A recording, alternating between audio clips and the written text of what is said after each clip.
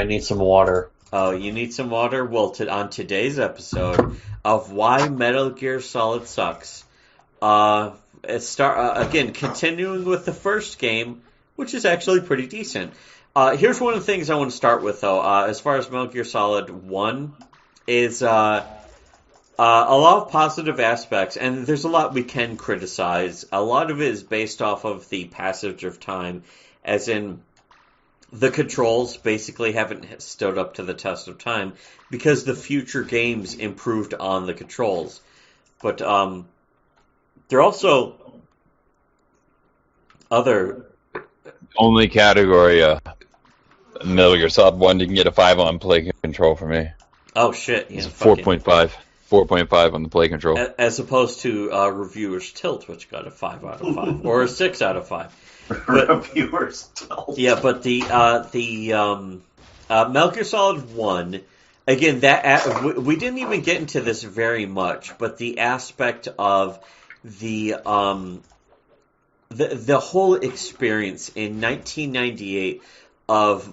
Imagine if they had Reviewers Tilt in the presidential elections. Hillary could be president. Oh, finally. Reviewers Tilt 1 out of 5. Oh, okay. Negative. But Metal Gear Solid 1, again, the experience of potting up a game and having all this one of the benefits. Yeah, it was actually sharp voice acting going along with a very sharp and actually relatively well-directed intro. I think this is going to be a really controversial opinion, but I'm also completely right. But the fact that you could call up the codec at any moment and have just this in-depth conversation about the features of your guns. This guy, hey there. Did you know engravings have no tactical advantage whatsoever? Oh, shit. See, I did not know that. Again, that would have been great in Metal Gear Solid 1 and or at least 2. But in 3, it was starting to become a giant burden, and I still listen to a lot of the problem in 3 is that they start making you listen. They interrupt the gameplay for this shit. They don't do that. No, they do that in the first game. There's not as much. Not nearly. It becomes the boss battles. It's like you're like sitting with the skeleton guy on a jeep, and you can't skip it, and that's the battle. That's true. Yeah, that's very true. Is that in Metal Gear Solid 1, there are 2 specific scenes where you have to sit through a conversation. I mean, maybe more than 2. It might be 4. But first of all, they work in the context and the tone of the game. And apparently the translator had something to do with that, where he may have fixed some of the more embarrassing parts of the game. And that goes back to really ancient conversations and interviews. I thought it was a chick. There was a guy for the first game, and supposedly a chick worked on the translation for the second game. A lady broad. But I remember in for the first game reading interviews with the translator for the first game around 99, and those interviews are gone. Talking about how fucked up the game is. Well, it doesn't matter what he's talking about. Those interviews are fucking gone. You will not be able to find them anymore. You can't even find them on like any kind of web archive site anymore. They are fucking gone. You can still find Old Man Murray at least, and Old Man Murray didn't trash the game, so I'm not bringing up Old Man Murray for any Old Man Murray started the alt-right. Yes, there is that, but also... They saved the white race, and nobody will ever know. But they also... The cake is white! They also invented games journalism criticism before anyone. Like in 1999. And they did it better. Yeah, they did it better. They did it better than everyone. Yeah. Because that's the thing, is Gamergate treated it as like, oh man, did you know that these people... EGM, man. EGM was where it's at. but the fucking... and I remember EGM trying to do that too. But the fucking... again, all that like has nothing to do with Miggles, but all of this is very important anyways. Yeah, Old Man Murray basically invented it before it was even thought of. And all the talking points, pretty much the same talking points that people like had to reinvent. And all of us go way back to Old Man Murray. So if you really want to see the real criticism of games, if you want to be a good artist, yeah, but also the praising of the Metal Gear Solid series comes from this same era of game, that phony. It's amazing how Old Man Murray holds up, even though the games are irrelevant now. Yes, all the articles are still good to read. Yeah, Nobody's heard of Rune. The games are now completely irrelevant, but it still holds up. It's amazing. Because I remember in particular the review of Rune and nobody remembers Rune. The first Sin game. Yeah, nobody remembers Rune or Sin, or even, sadly, No One Lives Forever. No One Lives Forever 1 and 2 are still good games. Remember you can't play them anymore. Old Man Murray. It's an Old Man Murray game to me. Yeah, exactly. Yeah, it's one of the few game reviews, that and Half-Life 1. Yeah, Half-Life was clearly influenced by no criticisms about this game. It's just all praise. In fact, actually, their review for No One Lives Forever is just, what was it? They were betting the fucking guy, you will never make a good game. And then it's like, oh shit, he made a good game. Now what do we do? Yeah, we lost our own bet against ourselves.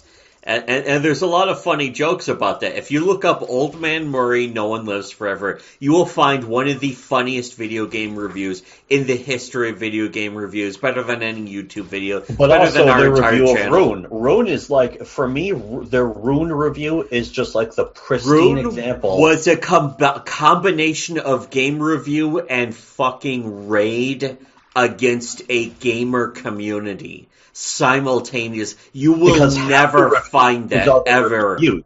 Half of their review is the reviewer scores from other websites that just give it all like 95 and 100, and it's like, what the fuck? Or 9 Germany doesn't have 4.5. Germany doesn't have a word for gameplay, so they just substitute the English word gameplay. Yeah, exactly. They were making fun of gameplay, and then they did a follow-up review where they make fun of all the people who are doing apologia for the fucking game, and it's fucking hilarious. And you still to this day have never seen anything like, it's nothing like anything we've ever done. It's nothing like anyone on YouTube's ever done. The closest anyone has ever come is Red Letter Media. Well, and us. I would actually put us above Red Letter Media. I wouldn't put us above Red Letter Media, but at least in that order: Old Man Murray, then Red Letter Media, then us. Then the Christchurch shooting. Then the Christchurch shooting. All the things that he wrote on his gun are the next Old Man Murray. Yes. But anyways, our point is, that's why Metal Gear Solid 1 sucks. No, the controls are sharp. And they're outdated for modern day controls, but as far as the current day Metal Gear Solid 1 controls, they're sharp. Thing is, when you look on modern day like indie games, a lot of them are 2D platformers, or like Mario games or like a Mega Man game. Nobody's really gone back and tried to recreate the era of MGS1, and we absolutely could. We could absolutely have that game. A single developer could go and make their own version of that right now. Yeah, easily. Someone could make a new Metal Gear Solid 1 game without any voice acting even. Although I will have to, and I guess I have to credit Kojima or maybe his staff for this, but it's got great atmosphere. The entire game. Yeah, the atmosphere actually, is perfect. That intro Background designers, yeah. Perfect atmosphere, because you start, like, you sneak in underwater, you go into an underwater dock. Even you can sense the cold in the fucking environment. Because it has like a sort of bluish color filter, and then you can see breath in the air of the guards and yourself, and then you go up and you see snow, and then when you walk, it's a giant freight elevator. It's not like a fancy elevator. It's just it's a mechanical military freight elevator, and that's the entire like intro.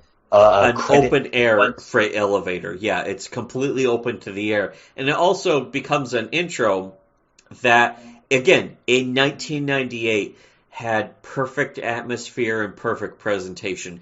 Today, it's slow, it's boring. The same way Half-Life's tram intro now comes off as slow. Back in 1998, it had perfect atmosphere. And it's still good. Honestly, to this day, it's still good. It's still better than some other games. Yeah, to this day, it's still good. And I'll say, it has aged to that element. And that is one of the only flaws, but it's not a legitimate flaw. It's just a flaw that's come with And age. you can skip it. That is a cutscene. You just hit the X button and skip it. Yes, and that's good too. In Half-Life, you can't skip it, but there is at least always something to look at. In the Metal Gear Solid thing, it's more effects and like a blur, and like he takes off his fucking his gas mask or underwater breathing mask. Whatever the fuck. It is a breathing mask. Whatever the fuck ever. He takes it off and reveals the sneaking suit that he's going to wear for the entire rest of the game.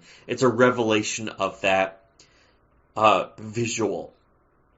So that's good, but it doesn't really give it. But it's also not as long either. So and of course, the leading up to that is playable. It's not nearly as long as the fucking cutscenes would get eventually in MGS 2, 3, and 4. Yeah, exactly.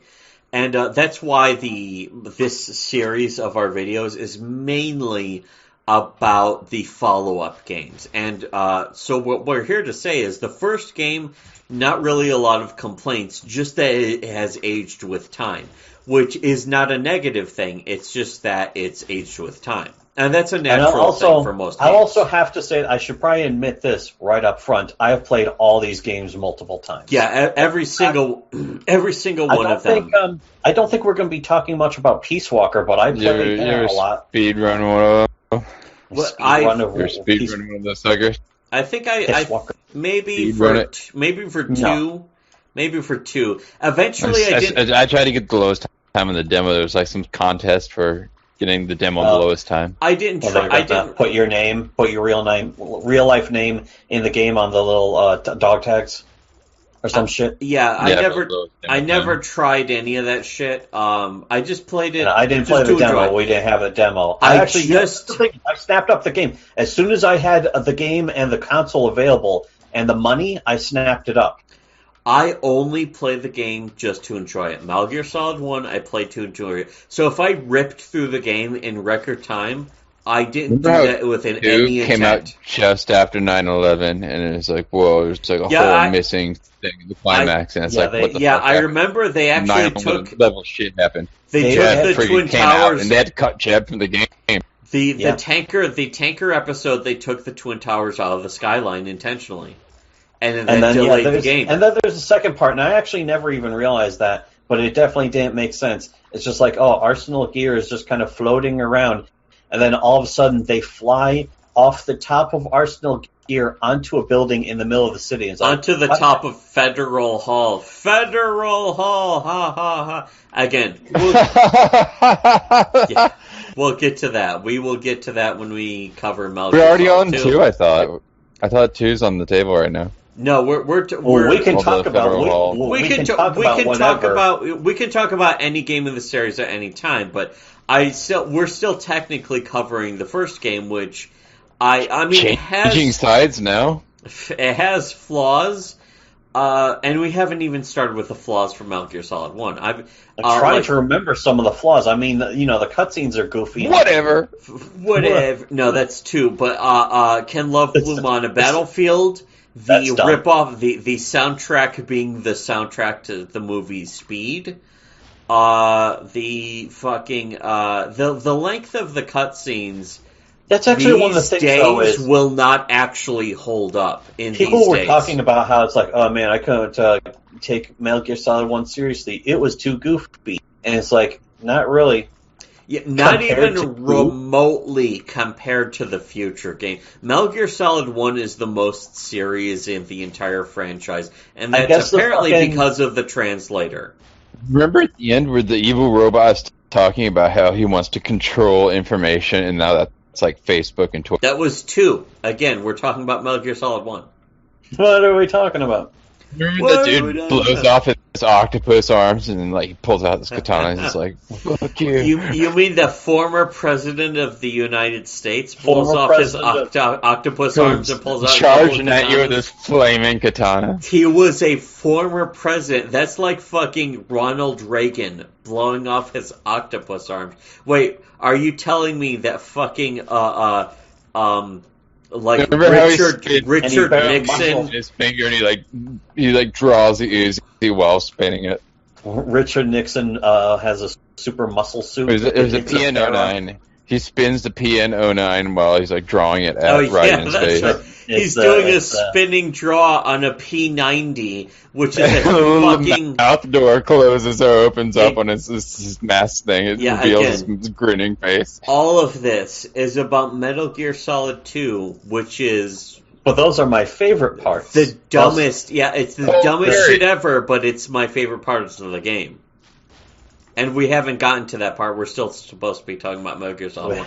But again, it doesn't matter what era. I'm what trying to fucking think of order things or I don't era like we're about talking MGS I'm 1. going to be honest. Like we're getting 20 years later at this point. It's all I remember the game really. Yeah, it's The doctor car. Well, no, it's flipping not into even the 20 years. PN09. We're approaching 20. The We're on 20. federal. I have the actual thing, the HD remix, which has 2, 3, the definitive fucking substance version of 3, and then Peace Walker on the PlayStation 3. Yeah, That's we how I have played that. 2, 3 in Peace Walker, and we also have 4. I also PS3. owned 3, and we'll get to 3. But I remember I had the original version of 3 where you could not control the camera, which is the worst thing ever. It's the shittiest shit.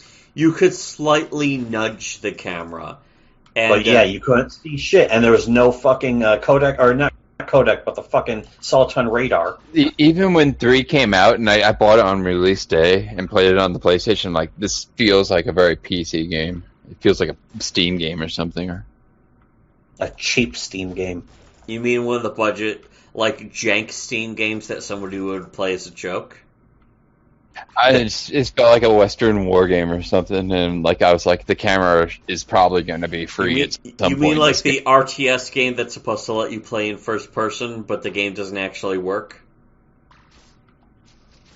What was I the don't know. name It just of, reminded me of. what was the name of that game? This is like Gaia Commander, some shit like Yeah, that. you own it. You own it on Steam. What's the Yeah. name of it? Gaia, well, what the fuck? Only one of us is drunk here. The other one is sober, and that's you. I Anyways, apparently spelled it wrong. Battlezone Commander? No, that's not it. Is it? but it's something like No. that. It's No, it's definitely not. something like that. No, it's not. But here's the thing, Metal Gear Solid 3 still had actual gameplay and like goofy shit that you could fuck around with. And I learned that because our cousins came over and started playing our like +3 new game saves on it and just started slapping down claymores and turning people's legs into hamburger. And it was like, oh no, you're fucking up the entire game You're by not supposed to having play- fun with it. You're not supposed to play like that. You're having fun. They're Yes. attaching C4. They attach C4 to the fucking backs of the guards. And it's like, wait, you could do that? I didn't even know that. I knew you could do that in the first game, and that was one of the things I loved about the first game, is that you can just go up to a guard's back and fucking slap C4 onto them, walk away, go into the next room, and hit the detonate button, and you would just hear like a shake and a fucking explosion. It's like, And then the alarm that would guy's go off. yeah. And the alarm would go off, and they go looking for the guy That who just guy's been blew up. turned into pancake batter. yeah, exactly. And they would Did I go, hear footsteps? yeah, they would go, is that footstep? And they would go looking for him, but they wouldn't find it if you were wearing the disguise or something. Or if you were in stealth camo, because If you ran of course, off, if you're in a hiding place like a closet or like an enclosed area. yeah, exactly. They would have to physically see you. And the thing is, because it was only 2 dimensions, that actually made the stealth system work better. because then they didn't have to be like that. And Metal Gear Solid 2 worked in that element too. Is that it just worked on 2 dimensions? Is up, down, left, and right. They added the 3rd dimension, but it was just for aiming and viewing. Otherwise, Yeah, which was to your benefit and made the game almost too easy. It was, again, though, the first game and the second game were, like, almost impossible to lose, except for, like, some of the goofy, like, fuck your mind up tricks, like, you gotta plug your controller into the second port, and then he can't shoot you, which only would work if you called the colonel, like, 20 times. That was the only way to find it out naturally. There's some other way to do that, but it was, like, really goofy. It's like, what's the trick? Look it up on an internet guide. That was the way. That was the only other way. Yes. Because he would just dodge your bullets otherwise. I think if he threw grenades around, I don't remember. Throw flashbangs at him. You had to call the colonel like 20 times in a row or something for him to say, plug the controller into the second port. He's reading your controller movements. Plug the controller into the other port. Yeah, even when he would say that he's reading your controller movements, that's so obtuse. It's like, okay, so what do I do? Unplug my controller? Then I can't control it. So it wouldn't even make sense in that element. Put your controller on your arm, and I'll activate the vibration feature. Exactly. Wow, did you know I could do that? Whoa, incredible. There's only, whenever we played, the only thing he would do is notice that we were fans of Castlevania, because it was another. Because we didn't have the DualShock. Yeah, he would do nothing else. Psycho Mantis would do nothing else. But I have to say, that's a fun little trick. Symphony of the Night, that was a good game. A bit fussy. Get that sword that hits 100 times. Yeah, the Masamune. Well, there's 2 swords that actually did that. Masamune, or however the fuck the moon runes pronounce that shit.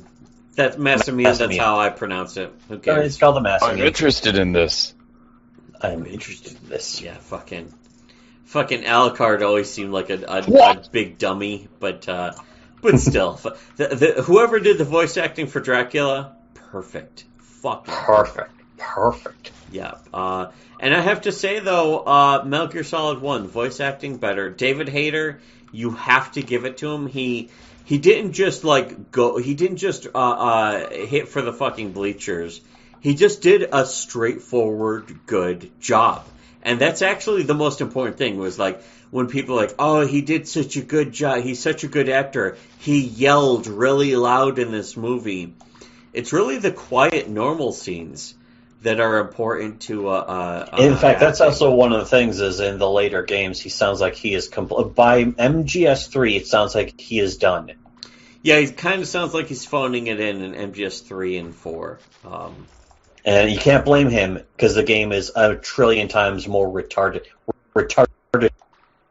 Yeah, and it's sad and it's kind of depressing. But again, that there's kind of a rose-colored glasses aspect. Is that Metal Gear Solid 1 is one of the oldest games we've played in the kind of new era that includes voice acting and motion capture and that kind of shit. 3D graphics, but not fucking pre-rendered backgrounds. That was the era of that.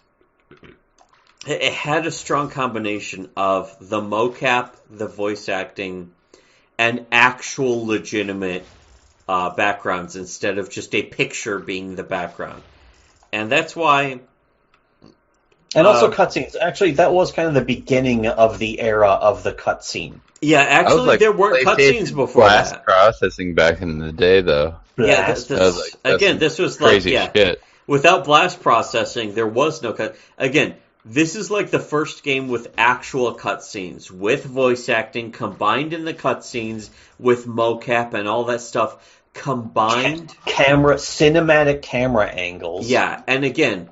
today, you'll fucking, like, cringe at the fucking, at all these things combined when they're presented as cheesily. But in Metal Gear Solid 1, he wasn't swinging for the fences and trying too hard like he did in the later games, like Metal Gear Solid 2, 3, Especially 4, in 3, 5. where the beginning of the game is him flicking a cigar in slow motion. Yeah, in slow motion, swoopy camera angles, flipping around upside down in super duper slow motion, speed up, slow down, ramping. With While another guy who's on the mission, he's in the plane. Cartwheel out of nowhere. Yeah, just cartwheeling. The camera would start Cartwheeling for no reason. Yeah, exactly. And the guy in the plane Cameraman and the actor just cartwheels in two different directions. Yes, that's how you know it's so that's well done. one of the reasons. The guy in the plane calls you a faggot. Yeah, He just exactly. straight up calls you a While faggot. standing on the wing of the plane. Yeah, exactly. That's one of the reasons why Metal Gear Solid 3 was a fucking piece of shit, retarded faggot game for retards. But we'll get to that. But we're also getting to that right now. But that's one of the strengths of Metal Gear Solid 1. Metal Gear Solid 1 doesn't have any of that. Because Metal Gear Solid 1 did Kojima not didn't know think of yet it. to make these mistakes. Yes, Metal Gear Solid 1 did not know yet to make these mistakes. That's one of the most important reasons why Metal Gear Solid 1 is still a good game. It's one of the greatest insights in human history. Yes, exactly. You're welcome. Yeah, you're welcome. You're welcome. Video game players, Gamergate, gamers, gaming players, Metal Gear Solid fans, Metal Gear fans, all of you. You are welcome for an insight you never would have had on your own. You'll never have to thank me, and you never will. Yes. But you should. So, yeah, therefore, make sure to like, share, comment, subscribe. Make sure you're unsubscribed. And don't hit the bell for notifications. These days, you have to hold shift while hitting the bell. Yes. Hold shift, alt shift. Hold shift F4. and click the bell 20 times to make sure that you're signed up for notifications. And then highlight the bell. The page. Yes. Take a screenshot. Select all. Yes, select all.